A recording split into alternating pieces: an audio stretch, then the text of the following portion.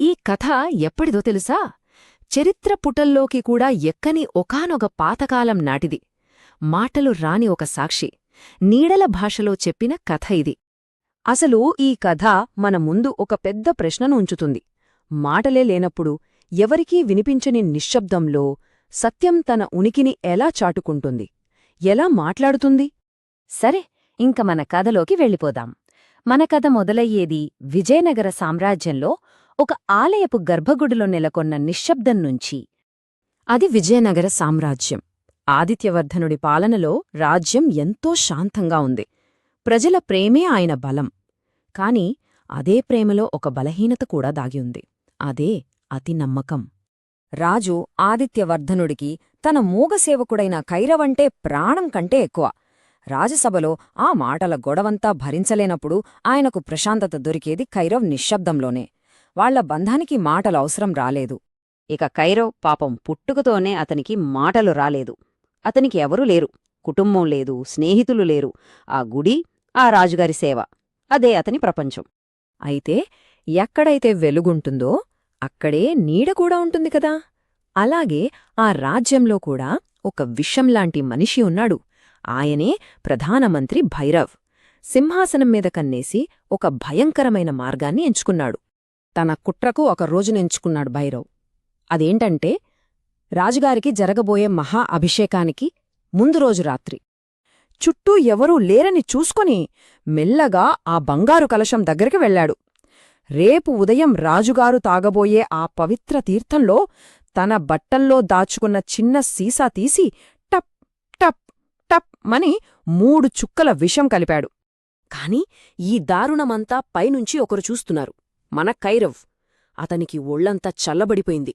ఆ షాక్లో వెనక్కి జరుగుతుంటే అతని చేతిలో ఉన్న వస్తువు ఒకటి జారి గంటకు తగిలింది. టంగని చిన్న శబ్దం. కాని ఆ నిశ్శబ్దంలో అది పిడుగుపడ్డట్టు వినిపించింది. అంతే, ఆ ఒక్క శబ్దం కైరవ్ జీవితాన్నే మార్చేసింది. నిజాన్ని చూసినందుకు అతనికి శిక్ష పడబోతుంది. భైరవ్ అస్సలు కంగారు పడలేదు.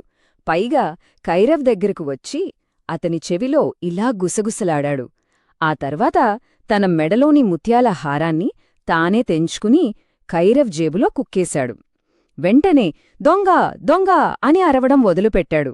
మరుసటి రోజు ఉదయం రాజసభ. రాజుగారికి ఏం చెయ్యాలో పాలుపోవట్లేదు. తన ప్రాణంలా చూసుకున్న కైరవ్ నిందితుడిగా నిలబడ్డాడు. రాజు గొంతులో బాధతో అడిగాడు, నిజం చెప్పు కైరవ్, నువ్వేనా ఈ పని చేసింది అని. పాపం కైరవ్, అతనికి మాటలు రావు కదా. పిచ్చివాడిలా తల అడ్డంగా ఊపాడు. లేదు లేదు అన్నట్టు. మంత్రివైపు వేలు చూపించి విషం, తాగడం, చనిపోవడం ఇలా సైగలతో చెప్పాలని ఎంత ప్రయత్నించాడో, కాని ఎవ్వరికీ అతని ఆవేదన అర్థం కాలేదు.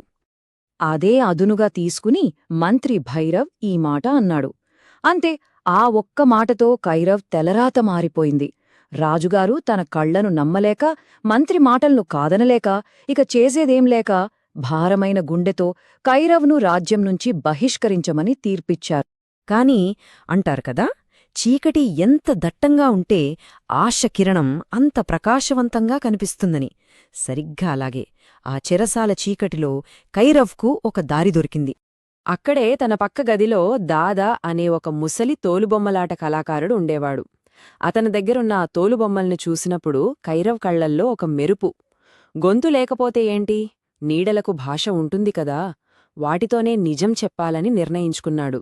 అలా ఆ రోజు సాయంత్రం రాజప్రాంగణం మొత్తం ఒక వింత ప్రదర్శన కోసం ఎదురుచూస్తోంది. మాటలేని నిజం ఇప్పుడు నీడల రూపంలో బయటకు రాబోతుంది. డప్పుల శబ్దంతో ప్రదర్శన మొదలయింది. ఒక పెద్ద తెల్లటి తెర, దానిమీద ముందుగా ఒక రాజుబొమ్మ నీడ, ఆ తరువాత ఒక సేవకుడి బొమ్మ నీడ కనిపించాయి. అందరూ చాలా ఆసక్తిగా చూస్తున్నారు. ఇక అప్పుడు తెర్రమీదకు 3వ బొమ్మ వచ్చింది. అచ్చం మంత్రి భైరవులాగే ఉంది. అది చూడగానే కింద కూర్చున్న నిజమైన మంత్రి భైరవులో కంగారు మొదలైంది. అతని ముఖం రంగులు మారుతోంది. ఆ తరువాత తెరపై జరిగింది చూసి అందరూ ఉలిక్కిపడ్డారు. ఆ మంత్రి బొమ్మ దొంగలా గుడిలోకి వెళ్లి కలశంలో విషం కలుపుతోంది. ఆ నీడ తెరమీద ఎంత పెద్దగా, ఎంత భయంకరంగా కనపడిందంటే సభలో ఉన్నవాళ్లు ఊపిరి బిగబట్టి చూస్తుండగా రాజుగారు ఒక్కసారిగా తన సింహాసనం నుంచి లేచి నిలబడ్డారు. భైరవిక ఉండబట్టలేక ఆపండి ఈ నాటకం అని అరుస్తూ లేవబోయాడు. కాని రాజు చెయ్యి పైకెత్తి చాలా గంభీరంగా కూర్చో మంత్రి, ముందు కథను పూర్తి కానివ్వు అన్నారు.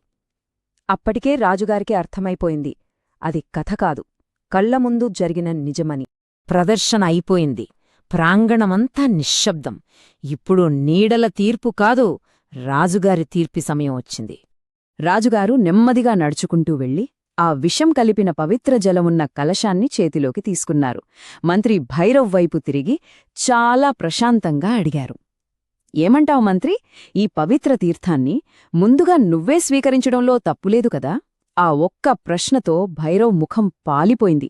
నిజం సూర్యుడిలా ప్రకాశించింది. చూసారా, కైరవ్కి మాటలు ఏకపోవచ్చు, కాని నీడల సాయంతో నిజాన్ని గెలిపించాడు. ఎందుకంటే అబద్ధానికి వేగమెక్కువ ఉండొచ్చు, కాని నిజానికి ఓర్పుంటుంది. చిట్టచివరికి గెలిచేది ఆ ఓర్పే.